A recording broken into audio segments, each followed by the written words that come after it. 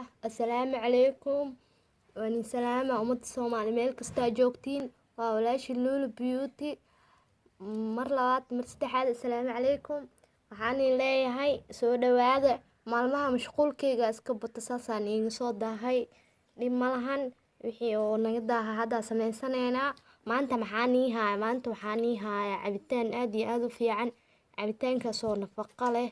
Waxaa ka sameysanaynaa cabitaankaas mooskaas waa u jeedaan baraf caano booro iyo sokor. Sidee loo sameeyaa marka? Cabitaankan aad iyo aad u fiican yahay. Horta marka hore wuxuu u fiican yahay caruurta, dadka waayeelada, gabdhaha kastoo caatada waxaas dhan hadaa cabtaa ku dhahay isbedel weyn iska dareemi. Marka waa kaasaa igula soo dhawaada saa iskugu dari lahayn daawasho wacan. Marka waa kaasaa asxaabteyda mooska ku bilaabaneynaa.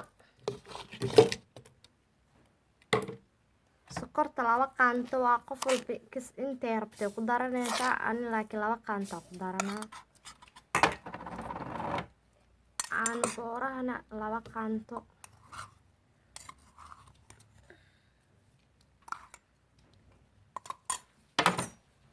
Baraf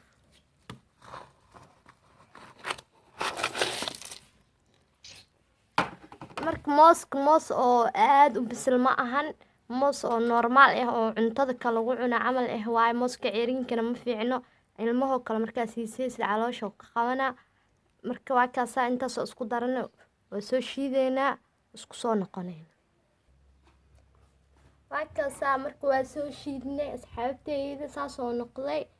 Fiinta yar ku soo daray qurxis leh waaye haddii rabto adiga iska day kartaa. Waa kaasaa marka بروتين aad iyo aad u fiican ku jiro sidii loo sameysan lahaa loo cabi lahaa. Marka waa kaasaa waxtarkiisa anaa arkay marka adinkana igala faa'iideysta. Marka leeto soo noqo dambe xiiso leh like-ta, share-ka, subscribe-ka ha iga iloobina.